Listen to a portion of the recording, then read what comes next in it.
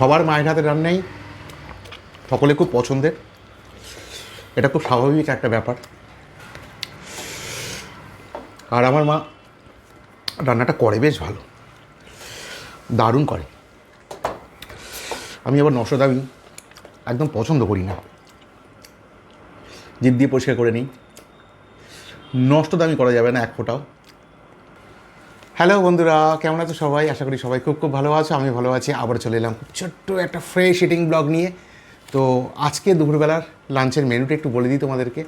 রয়েছে সাদা ভাত, আর রয়েছে পালং শাক চচ্চড়ি, রয়েছে বাঁধাকপি চচ্চড়ি, রয়েছে সুন্দর করে ডিমের কারি, রয়েছে ধনেপাতার চাটনি, আর টক দই। তো প্রথমে শাক দিয়েই খেতে হবে। পালং শাক গতকালও খেয়েছিলাম, আজকেও মা বানিয়েছে, খুব সুন্দর লাগে খেতে, আর খাওয়া খুব ভালো। বাহ, দারুণ দারুণ, জাস্ট ফাটাফাটি। আজকে শনিবার হলো আমার ছুটির দিন। একেবারে বাড়িতে সকাল থেকে ল্যাদ খেয়েই কাটাচ্ছি। এই শুয়ে উঠে খেতে বসলাম দুপুরবেলা। তো যাকে যাক,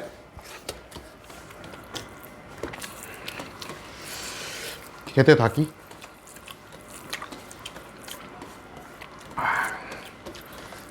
ভালোই গরম পড়ে গেল, এখনও হোলি আসেনি, তার আগে এই গরম রীতিমতো মাথার উপরে ফ্যান চলছে আর খাচ্ছি। দারুণ। এই শাকটার মধ্যে মা বেগুন দিয়েছে, শুকনো লঙ্কা দিয়েছে, এই যে আলু দিয়েছে,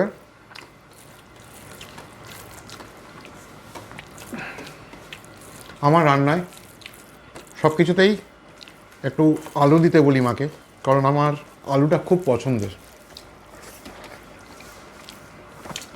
ও, বড়িও দিয়েছে, এই যে।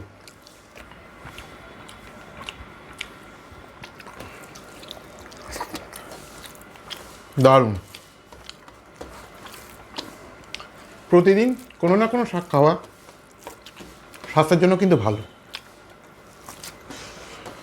ধরো কোনো দিন লাল শাক খেলে, কোনো দিন পালং শাক খেলে, কোনো দিন বেতো শাক খেলে, কোনো দিন মূলো শাক খেলে, কোনো দিন সর্ষে শাক খেলে, আরও কত শাক আছে, ওগুলো খেলে। পাতে একটু শাক থাকলে সেটা স্বাস্থ্যকর। বিভিন্ন শাকের বিভিন্ন গুণাগুণ রয়েছে।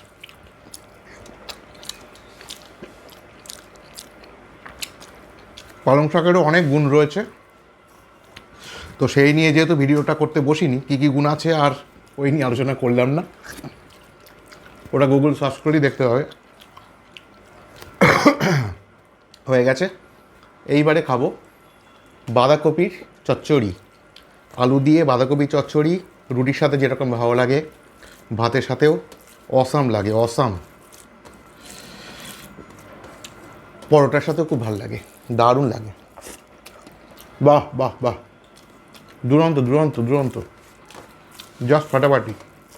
আর এই যে ধনেপাতা চাটনি আছে, একটু করে লাগিয়ে, মানে একটু পুর দিয়ে অল্প করে, আহা, মা যা রান্না করেছে না বাঁধাকপি চচ্চড়িটা, একবারে মাখন মাখন, দারুণ। আর ধনেপাতা এই চাটনিটা দিয়ে খেতে অসাম লাগছে, অসাম।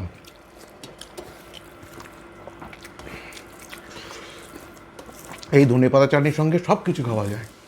মাছের ঝোল খাওয়া যায়, ডিমের ঝোল খাওয়া যায়, বিরিয়ানি খাওয়া যায়, পরোটা লুচি খাওয়া যায়, রুটি খাওয়া যায়, সব কিছু খাওয়া যায়। আর ধনেপাতা হলো গ্রিন ভেজিটেবল, তো ধনেপাতা চাটনি খাওয়া স্বাস্থ্যের জন্য মানে উপকার ছাড়া ক্ষতি কিছু নেই।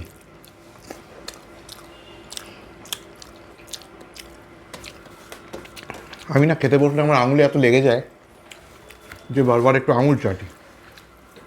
তোমরা যেন কিছু মনে করো না, বুঝলে।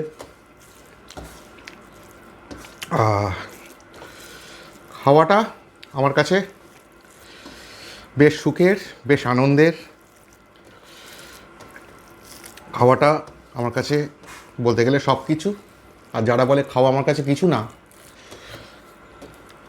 আমার কথাটা ঠিক লাগে না। কারণ মানুষ দুটো খাওয়ার জন্যেই কষ্ট করে, ইনকাম করে, নানান রকম করে, দুটো খাওয়ার জন্য, সাথে পড়ার জন্য। খাওয়া, পড়া আর একটু ভালোভাবে বেঁচে থাকা, এছাড়া কি আছে জীবনে? কিছুই নেই। আজ যে আপন কাল সে পর। খাওয়া চিরকাল থাকবে, যতদিন না এই এই শরীরটা আর কি মরে যাচ্ছে, ততদিন তোমার খেয়ে যেতে হবে। খাওয়াটাকে ভক্তি ভরে খাওয়া ভালো, খাওয়াটাকে ভালোবেসে খাওয়া ভালো।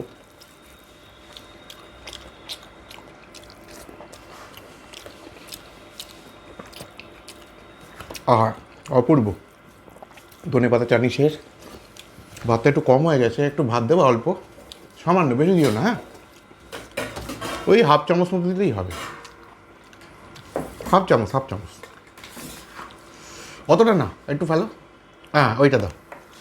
ব্যাস, পেট ভরে গেছে, কিন্তু তবুও একটু ভাত না নিলে মনে হয় না খাওয়াটা সম্পূর্ণ হলো। তাই জন্য নেওয়া। তাছাড়া এই ডিমের কারিটা মা করেছে, অসাম করেছে, দেখেই বোঝা যাচ্ছে। এর মধ্যে ধনেপাতা দিয়ে টিয়ে অসাম করেছে, টমেটো রয়েছে, ধনেপাতা রয়েছে, আরও কী কী আছে না খেলে বুঝতে পারবো না। দারুণ ঝোলটা দেখেছো, একদম মাখো মাখো ঝোল, দুর্ধর্ষ। অপূর্ব অপূর্ব বন্ধুরা। আমার মা ডিমের কারিটা রান্না করে জাস্ট ফাটাফাটি। সাথে একটু ধনেপাতার চাটনি,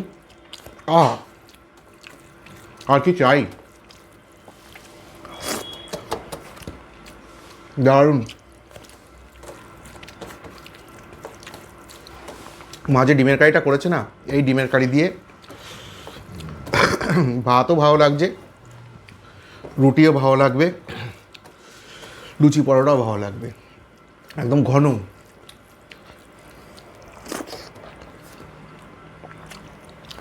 ঝোলের মধ্যে মা আলুটা চটকে দিয়েছে, যার ফলে কি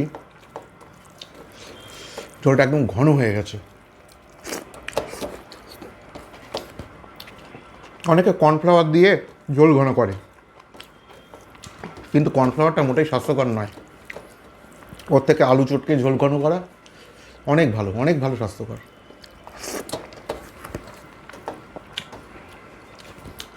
বাদ বাকি যেটুকুনি আছে ধনেপাতার চাটনি মুছে টুছে নিয়ে নিই। এবারে ধনেপাতার চাটনি দিয়ে পুরো একদম মেখে নিলাম।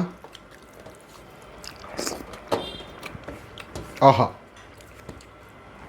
অপূর্ব অপূর্ব।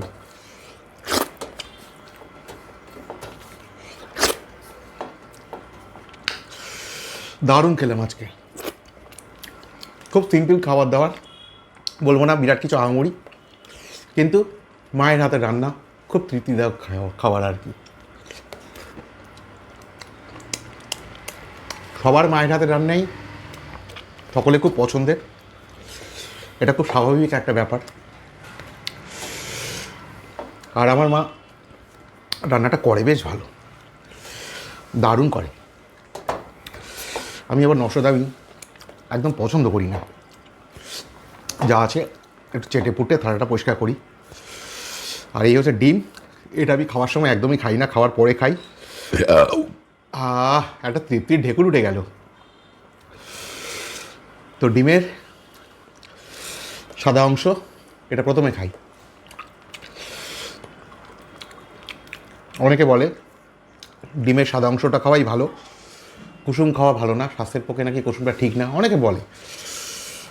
আমি ওসব কথা একদমই শুনি না।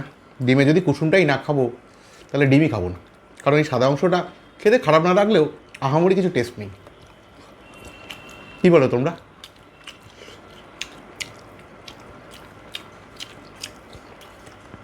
দারুণ দারুণ। এবারে কুসুম,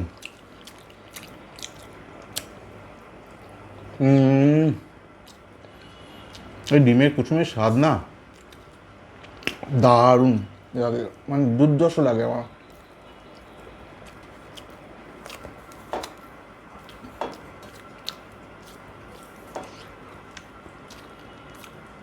ব্যাস বন্ধুরা, থালা দেখো একদম পরিষ্কার চকচক করছে।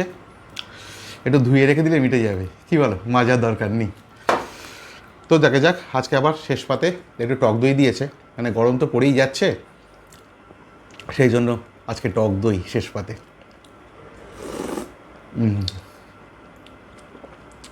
গরমকালে না শেষ পাতে একটু টক দই একটা আলাদা শান্তি আনে, মানে শরীরে মনে সব জায়গায় শান্তি।